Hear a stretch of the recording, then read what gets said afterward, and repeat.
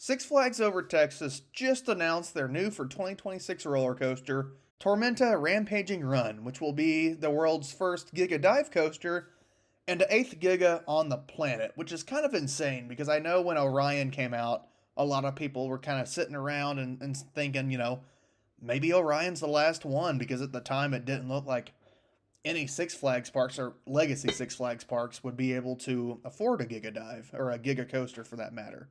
Of all the new coasters coming in 2026, this one has been pretty well known for a while, or at least that the coaster was going to be a B&M Giga Dive.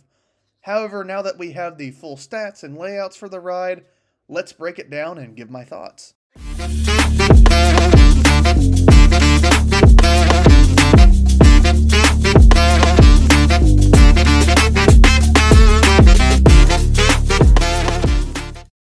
I want to start out by saying Tormenta is going to be an absolutely insane ride experience from start to finish. And finally seeing this ride announced after knowing it's coming is just awesome. I actually have not watched the full POV yet. I'm saving that for later in the video.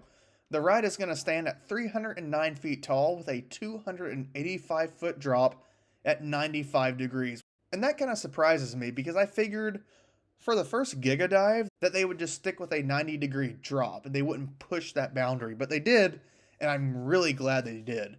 That height is going to be a sensation that we've never felt before on a vertical drop, or a beyond vertical drop in this case. Tormenta will hit a top speed of 87 miles an hour over 4,199 feet of track, and it will traverse 5 inversions. On top of all of those impressive stats, the ride actually breaks 6 world records. The first one that it breaks is obviously the tallest dive coaster, and the second one is the tallest beyond vertical drop. Third, we also have the fastest dive coaster at 87 miles an hour. For the fourth record, it will hold that record for the tallest Immelman inversion at 218 feet. And keep in mind, that's actually 3 feet taller than Diamondback's drop at Kings Island, to give you a little bit of perspective. Or if you want to think about this in terms of dive coasters, that's almost the same height as Valraven or Yukon Striker. It will also feature the world's tallest vertical loop at 179 feet, beating out Full Throttle at Magic Mountain. And it will finally hold the record for the world's longest dive coaster, not surprisingly considering it's the tallest one as well. So let's look at the backstory for the ride. It will be located in the Spain section of the park, taking up land where Lava Bora used to sit, which was the park's Intamin bobsled. You'll enter a fictional, secluded Spanish village, which was originally named after the storms, tormentas, that rolled through the plains. There was a legendary bull that was born and quickly became one of the most respected animals in all of the land, whose name was Tormenta. People would travel from all over to challenge Tormenta, but none could defeat him. I really like that the merged chain is keeping up with kind of the Cedar Fair trend of theming rides, even though you can only really go so far with theming a Giga Coaster. I mean, look at Orion at Kings Island. It's a Giga Coaster, but it's pretty well themed. Maybe not the ride itself, but the queue line, the backstory, it was all done very well, and so is Tormenta. Before I move into the POV, let's address the argument that I saw about 5 minutes after Tormenta's announcement. Is this actually a Giga Coaster? Just like Orion's controversy, where the height did not hit 300 feet, Tormenta has a height of over 300 feet, but the drop is not. It's only 285 feet. I've seen a lot of people argue that, well, no, it's not a Giga because the drop matters and it doesn't hit 300 feet. And to that, I have to say, who cares? I mean, realistically, the entire Giga marketing was only super relevant for Millennium Force back in 2000 because it was the very first one, and it was, of course, Cedar Point. You could make an argument that maybe for Leviathan, the Giga status was relevant just because it was the first B&M Giga, but your average park goer doesn't really care what a Giga is. I understand the argument for Tormenta more than Orion, because where Orion is not 300 feet, at least the drop is 300 feet, where Tormenta is over 300 feet, but it doesn't have that 300-foot drop. Call it what you want, it's ultimately up to you. For me personally, I'm counting it as a Giga Coaster. Now we're going to jump in and look at the POV, which is actually my first time seeing it. I've seen the off-ride advertisements, so I'm really excited to see how this actually rides from my first-person standpoint. Alright, so with this POV, we are starting here at the bottom of the lift hill. Now, I do have the volume muted for this, but I know Jeffrey Siebert in the video when he actually showed this POV, he said it was a 45-degree angle up this lift. And I'm actually very interested to see how this rides on the lift hill. If it rides like the normal Gigas where you speed up and then you slow down at the top, or if it just runs like a normal dive coaster or what. But anyway, you get to the top here.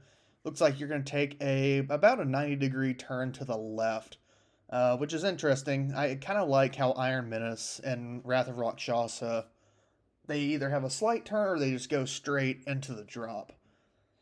This is my first time watching this POV in person. You know, I've seen the off-ride of it, so I will say staring down at this 300-something foot drop, or staring up down from like 300 feet in the air, it's going to be insane.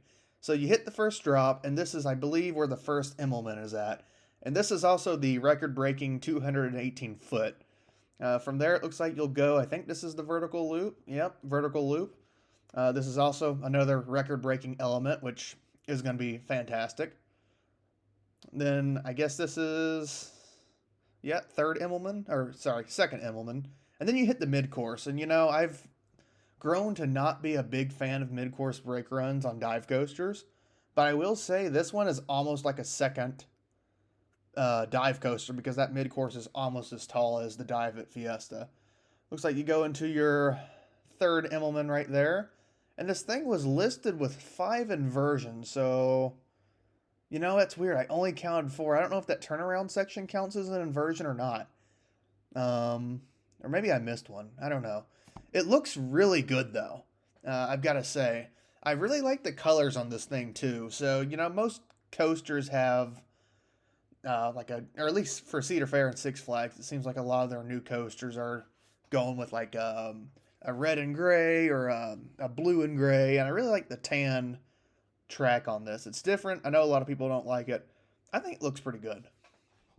Honestly, I've got to say this layout looks fantastic, and while it doesn't deviate a ton from your typical dive layout, the sheer size of those elements, like the drop, the Immelmans, is going to make it unique.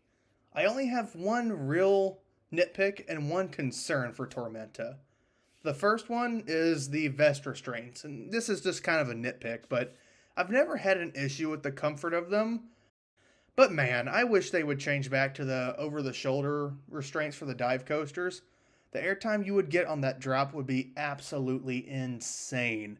I didn't realize how much of a difference the over-the-shoulders made on dive coasters until I rode SheiKra and Griffin, and it is a world of difference. My concern is how it's going to ride.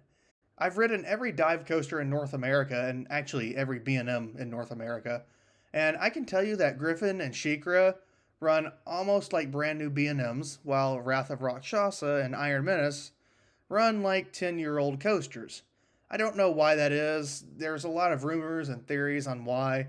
I'm not going to jump into that in this video. I just truly hope B&M has this figured out by now, because this is going to be a huge coaster and a fast coaster.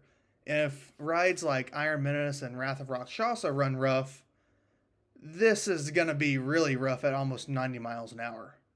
It doesn't seem like the general public really seem to have an issue with the shakiness, so maybe it'll be a non-issue, but it'll be disappointing at the same time if it does run shaky.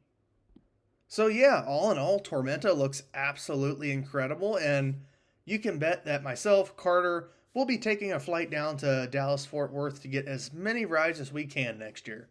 This whole Giga Dive announcement also kind of leaves me with a final thought of, I wonder if anyone else is going to get a Giga. I mean, a lot of people thought Orion was going to be the last one, and it turns out it's not. And now that you have the merged Six Flags chain, you have to wonder what other parks would potentially get one. You know, on my radar, I would have Six Flags Great Adventure, Six Flags Magic Mountain, whether those are traditional traditional Giga coasters or dive coasters, either one, they would be a great fit. Six Flags Great America, if they could get around any height issues they have.